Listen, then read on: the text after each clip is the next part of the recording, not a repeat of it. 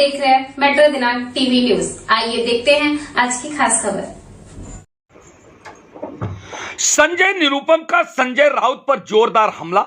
संजय राउत है खिचड़ी घोटाले का मास्टर माइंड। कांग्रेस से बाहर निकलने के बाद संजय निरुपम ने बहुत बड़ा हमला संजय राउत पर किया है। निरुपम ने बताया है कि उत्तर पश्चिम मुंबई से शिवसेना उद्धव ठाकरे गुट के उम्मीदवार खिचड़ी चोर को ईडी ने बुलाया है। यहां के मतदाताओं को पता चलना चाहिए, लेकिन यह अकेला खिचड़ी चोर नहीं है। खिचड़ी घोटाले के किंग पिन है संजय राउत, वही घोटाले के सूत्रधार है। पत्राचाल घोटाले में उन्होंने बीबी के नाम पर पैसा लिया और यहां बेटी और भाई के अकाउंट में पैसे लिए गए। मेरे पास पूरा ट्रांजैक्शन डिटेल है। सह्याद्री रिफ्रेशमेंट को 6 करोड़ 71 लाख का खिचड़ी सप्लाई का कॉन्ट्रैक्ट मिला था। सह्याद्री के अकाउंट से उनकी बेटी विदिता के अकाउंट में ट्रांसफर किए गए। 3 बार बेटी के अकाउंट में, 2 बार भाई के अकाउंट में पैसे आते हैं पार्टनर सुजीत पाटकर के अकाउंट से। गौरतलब है कि 33 रुपए में 300 ग्राम खिचड़ी फ्री में सप्लाई करने का कॉन्ट्रैक्ट बीएमसी ने दिया था। सह्याद्री ने आगे सब कॉन्ट्रैक्ट 16 रुपए में 100 ग्राम खिचड़ी का कॉन्ट्रैक्ट दिया। 200 ग्राम खिचड़ी गरीबों का चुरा ली। इसके अलावा पर्सियन दरबार के किचन को अपना किचन बनाकर कॉन्ट्रैक्ट लिया गया। मैं चाहता हूं कि ईडी जांच का दायरा बढ़ाए और अमोल के साथ साथ संजय राउत को भी गिरफ्तार करे। आइए हम देखते हैं मेट्रो दिनांक टीवी न्यूज पर पूर्व सांसद संजय निरुपम ने खिचड़ी घोटाले के मामले में क्या कुछ कहा। गरीबों को खिचड़ी दी जानी थी, उसमें से 200 ग्राम खिचड़ी चुराई है और उसके बदले पैसे खाए। आगे ये जो सह्याद्री रिफ्रेशमेंट से जुड़े जो लोग हैं, सालुंखे, कदम, पाटकर, ये सब तो उनकी गिरफ्तारी वगैरह हुई है। सबसे मजेदार बात यह है कि इस कंपनी में कदम नाम का कोई व्यक्ति नहीं है, लेकिन कंपनी की तरफ से जब एग्रीमेंट जब वो एप्लीकेशन दिया गया है तो उस कदम के नाम पर, उसी के नाम पे दे दिया गया सब।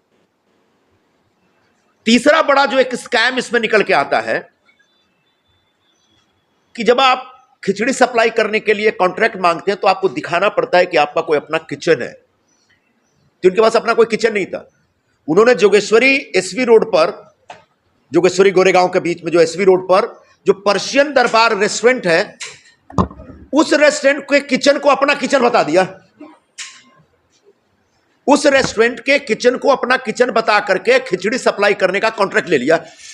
बाद में जब छानबीन शुरू होती है तो पर्शियन दरबार के मालिक को उठाया जाता है, बुलाया जाता है। वो बोलता है मुझे कुछ पता ही नहीं है, मेरे साथ किसी प्रकार का कोई एग्रीमेंट नहीं, कोई करार नहीं है।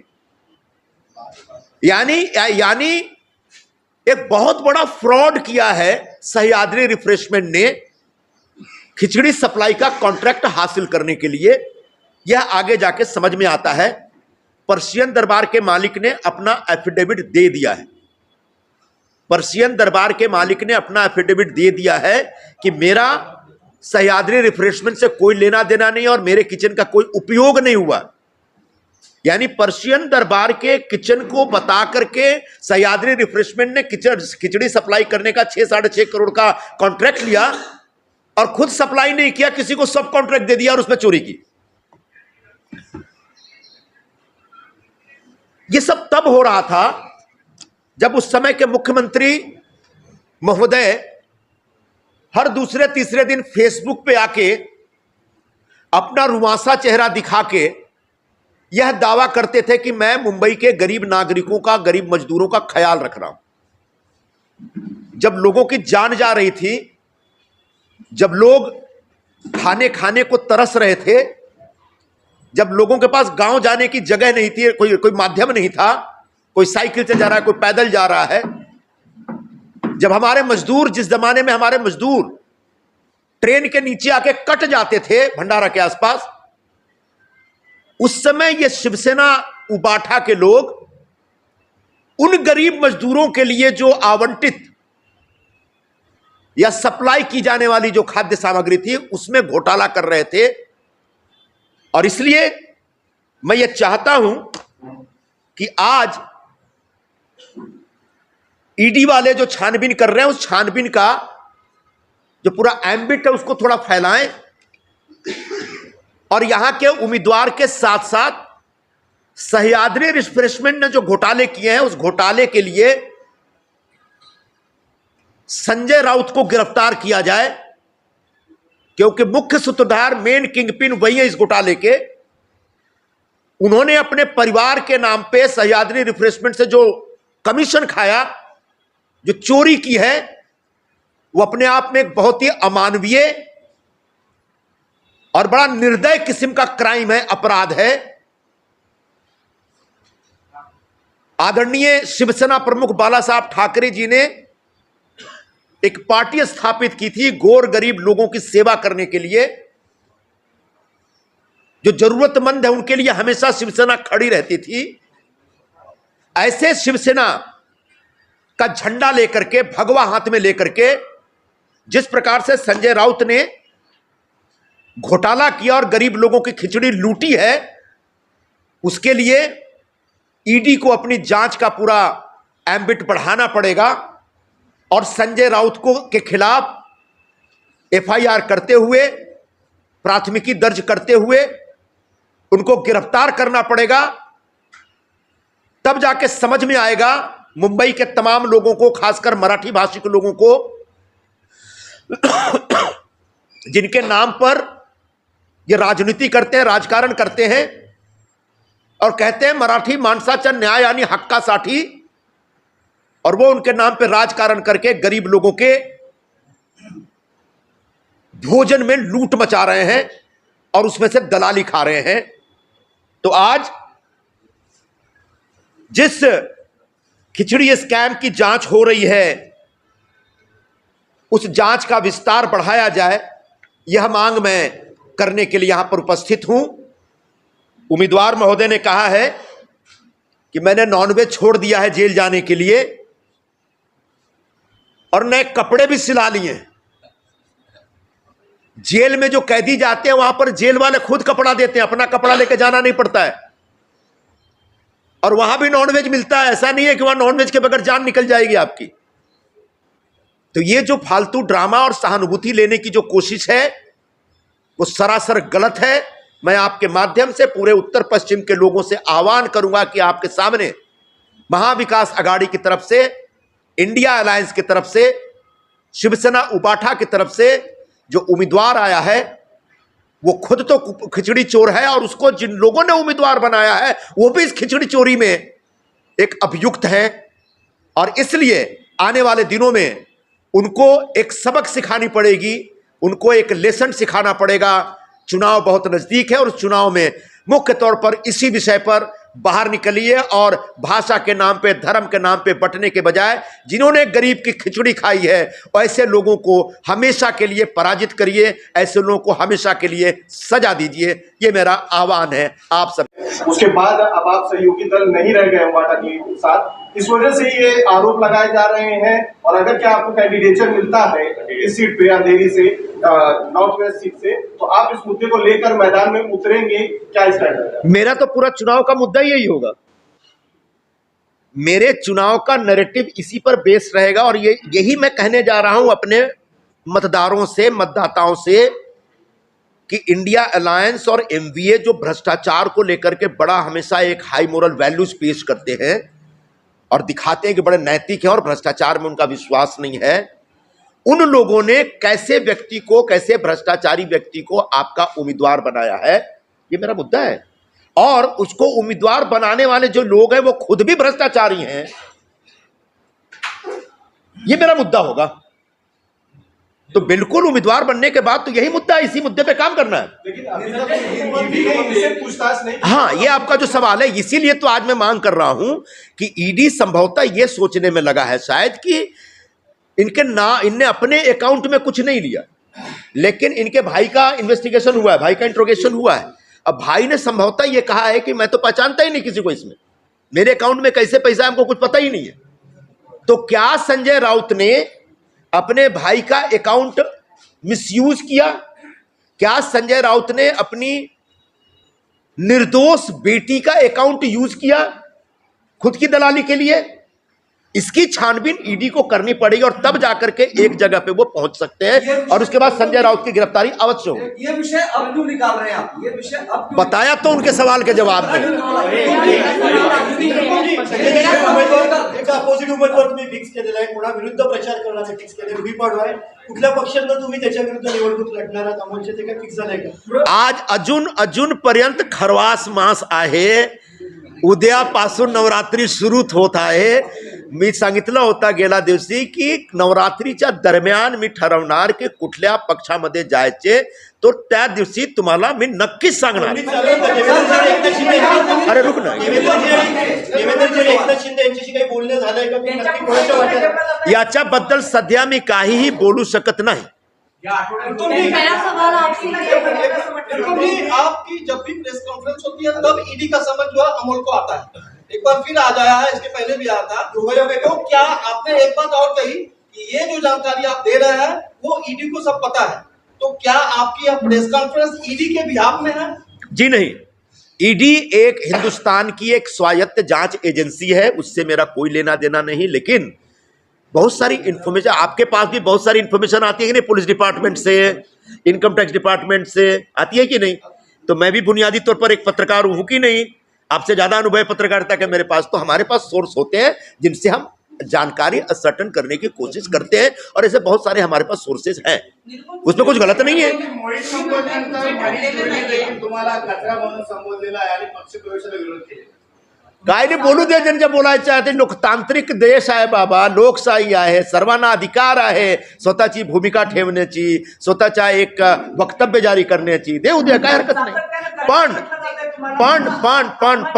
एक मिनिट पण मला माहितीप्रमाणे मी सांगतो की त्यांनी सांगितलं की आम्ही मराठी समाजाच्या विरोधात काय केलं। आम्ही कधीही मराठी समाजाच्या विरोधात जाऊ शकत नाही। आम्हाला आश्रय या शहरात मराठी समाजाने दिलेला आहे। माझी बायको मराठी आहे, आधा कुटुंब मराठी आहे माझ्या घरी, पण मराठी समाजाचे नावाने, मराठी भाषिक लोकांचे नावाने जर कोणी चुकीचा कृत्य केला तर त्याचा मी विरोध करणार। त्याचा मी विरोध केला होता, म्हणजे तो कृत्याचा विरोध आहे, समाजाचा विरोध नाही होऊ शकत। आज समजा मी संजय राऊतच्या विरोधात बोलतो म्हणजे का मी मराठी समाजाचा विरोध बोलतो? बाबा त्यांनी एक स्कॅम केलेला आहे आणि स्कॅमचा जो त्यांच्याबद्दल जो माहिती आहे तो मी तुमच्याकडे उजागर करतो। आता बोलणार की नाही मराठी समाजाचा विरोध संजय निरुपम बोलतो? नाही, मराठी समाजाच्या प्रति माझ्या मनात सन्मान आहे आणि असणार, तो याच्यावर कोणी काही बोलू नये। पण मराठी समाजाच्या नावाने जर तुम्ही कोई चूक केला तो माझा दायित्व आहे त्या विषयावर बोलण्याचा। अब मेरा सवाल आपसे ये है, जब एनडीए की सरकार थी, बोल दिया, उस दिन बोल दिया। जब एनडीए की सरकार थी, आप भी इस कांग्रेस के उनके हिस्सा थे, ठीक है? तब उस टाइम क्या आपको इस चीज के बारे में नहीं पता था कि इतना बड़ा घोटाला आ रहा है, इतना बड़ा स्कैम हो रहा है? तब आपने जांच नहीं की थी? आपको मैं थोड़ी जांच करूंगा। मतलब आपको पता नहीं था, तब आपने ये सब चीजें क्यों नहीं? मैं जब एमबीए का हिस्सा था तभी तो मैंने कहा था कि खिचड़ी चोर के लिए हम प्रचार नहीं करेंगे, और उसके बाद मैंने खिचड़ी चोरी कैसे कैसे हुई उसकी कुछ जानकारी हासिल करने की कोशिश की, उसको मैं विस्तार दे रहा हूं।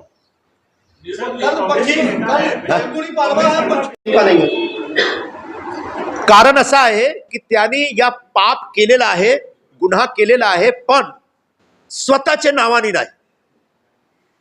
असा निकृष्ट कृत्य आहे की त्यांनी पाप करण्यासाठी स्वतःची मुलीचा उपयोग केलेला आहे, स्वतःच्या भावाचा उपयोग केलेला आहे, स्वतःचा पार्टनर जो आहे त्यांचा तो उपयोग झालेला आहे।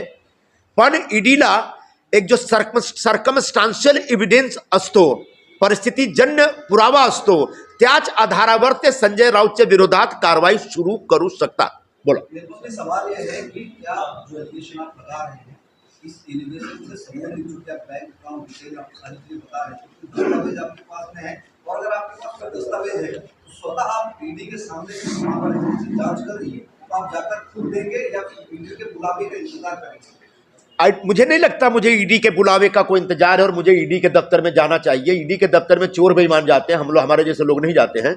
लेकिन ये सारी जानकारी ईडी के पास है, बस मैं सार्वजनिक रूप से आकर के ये डिमांड कर रहा हूं कि ईडी को अपनी जांच का एम्बिटम बढ़ाना पड़ेगा और जो सर्कमस्टांशियल एविडेंस है उसके आधार पर संजय राउत के खिलाफ केस दर्ज करना पड़ेगा। लेकिन एक सवाल यहाँ अब हो गया, एक सवाल हो गया माय डियर। अच्छा, एक एक सवाल ये उठता है, आपने हाल ही में कांग्रेस छोड़ी है, यानी कि आप साथी दल थे, आपने अब कांग्रेस छोड़ने के बाद इतना बड़ा गंभीर आरोप लगा है, तो आप पर भी जवाबी हमले होंगे कि अब उन्होंने पार्टी छोड़ दी है इसलिए इस तरह के आरोप लगा रहे हैं, इस पर क्या कहें? जब हमले होंगे तो हमलों का जवाब दिया जाएगा। आप कोई परेशान है? चलिए बोला ताई। आता तुम्ही जे सगळं सांगताय की यापूर्वी सुद्धा चर्चेमध्ये अनेक वेळा आलेलं आहे खिचडी घोटाळा प्रकरण आणि या सगळ्या गोष्टी तुमच्यापर्यंत ही माहिती कधी पोहोचली आणि तुम्ही आता का सांगताय? जसं त्यांनी प्रश्न विचारला, तुम्ही काँग्रेस सोडल्यानंतर आता ह्या सगळ्या गोष्टी सार्वजनिक करताय, याच्यापूर्वी तुमच्याकडे ही माहिती होती का आणि होती तर तुम्ही का नाही? मी एक 10-15 दिवसापूर्वी जेव्हा MVA तर्फे आणि इंडिया अलायन्स तर्फे उत्तर पश्चिम विभागाच्या लोकसभा मतदारसंघासाठी त्यांनी स्वतःचा एक उमेदवार घोषित केला आणि त्यांच्याबद्दल न्यूजपेपर आणि वृत्तपत्र माध्यमाच्या माध्यमातून माझ्याकडे अशी माहिती होती की तो खिचडी चोर आहे आणि मी एक स्टँड घेतला की आता खिचडी चोरचा पाठिंबा मी देऊ शकत नाही आणि हा जो खिचडी चोर आहे त्यांनी गोरगरिबाची खिचडी खाल्ली आणि त्याच्यामध्ये घोटाळा केला, याच आधारावर मी लोकांच्या समोर जाणार।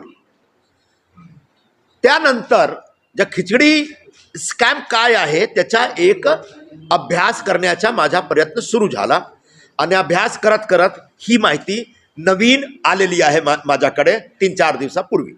प्रश्न तोच येतो की तिने विचारला, प्रश्न तोच येतो की तुम्ही या सगळ्या गोष्टीमध्ये तुम्हाला महाविकास आघाडीकडनं उमेदवारी मिळाली नाही, तुमच्या समोर अमोल कीर्तीकर हे उमेदवार आहेत, हे कळल्यावर या सगळ्या गोष्टींच्या मागे लागून तुम्ही जाणीवपूर्वक ही माहिती काढताय कसा आरोप केला?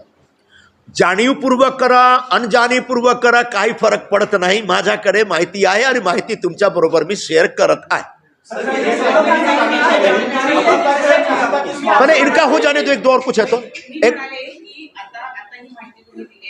समजा तुम्हाला उमेदवारी मिळाली नाही मिळाली, तुम्ही इलेक्शनला उभं राहिलात नाही राहिलात, तरी तुमचा लढा तुम्ही सुरू ठेवणार आहात का? हा जो विषय आहे याच्या उमेदवारीचं काय घेणं देणं नाही। खिचडी स्कॅम महाराष्ट्र मुंबईत झालेला आहे, एक योगायोगाने जो उमेदवार आहे तो खिचडी स्कॅमचा स्कॅमस्टर आहे, पण खिचडी स्कॅम स्वतः एक मोठा मुद्दा आहे आणि या मुद्द्यावर प्रशासनातर्फे आणि जांच एजन्सीतर्फे काम झाली पाहिजे अशी माझी मागणी आहे। कुठपर्यंत घेऊन जाणार हा येणाऱ्या कालात मी तुम्हाला सांगणार। बोलो। ये मैं कहना चाह रहा हूँ कि हम मुख्य जिक्र को सफाई दी है, उन्होंने कहा कि मुझे बदनाम करने की कोशिश की जा रही है, आप इसको क्या? देखो जी, मैं तो मेरी शुरू से भूमिका रही है, किसको क्या खाना है क्या पहनना है उसका व्यक्तिगत उसका निर्णय है। तो किसी के खाने पे और किसी के पहनने पे, किसी के जीवन का जो निजी आचरण होता है उसके ऊपर बहुत ज्यादा टीका टिप्पणी करने का कोई अर्थ नहीं, हम लोग इसका समर्थन नहीं करते। अब तुम जरा मी सांगितलं होता की जरा नवरात्री सुरू होऊ द्या आणि नवरात्री 9 दिवसाचा असतो आणि त्या नवरात्रीच्या दरम्यान काहीतरी एक योग्य निर्णय आम्ही घेणार। सर, हिंदी में जानना चाहेंगे, क्या अभी तक कोई आपने निश्चित किया है, क्योंकि मुख्यमंत्री से भी मुलाकात की खबरें आ रही हैं, ये भी जो है कयास लगाए जा रहे हैं कि आप उनके जो है उनकी तरफ से उत्तर पश्चिम सीट से लड़ेंगे, इस तरीके में कयास लगाए जा रहे हैं, तो क्या फॉर्मली किसी पार्टी को ज्वाइन करने के लिए डिसीजन आपने लिया है अभी तक? अभी भी आज भी खरवास का आखिरी दिन है। मैंने तभी बोला था कि नवरात्रि के दरमियान इसके बारे में कोई एक फैसला करेंगे। अभी जो कुछ आप कह रहे हैं महज कयास है और जब तक एक कयास है तो कयास ही रहेगा। जब ये सत्य में परिवर्तित होगा तो मैं निश्चित तौर पर सभी लोगों को बताऊंगा, लेकिन फिलहाल ऐसा कोई फैसला नहीं। तुम्ही पत्रकार सुद्धा होते, तुमचे सोर्सेस काय, तुमचे सोर्सेस सांगा उत्तर पश्चिम मतदारसंघ महायुतीमध्ये एकनाथ शिंदेची शिवसेना लढवली की जिंकेल की भाजपा लढवली की जिंकेल, कोणाकडे विनिंग कॅपॅसिटी जास्त आहे? दोघांकडे आहे।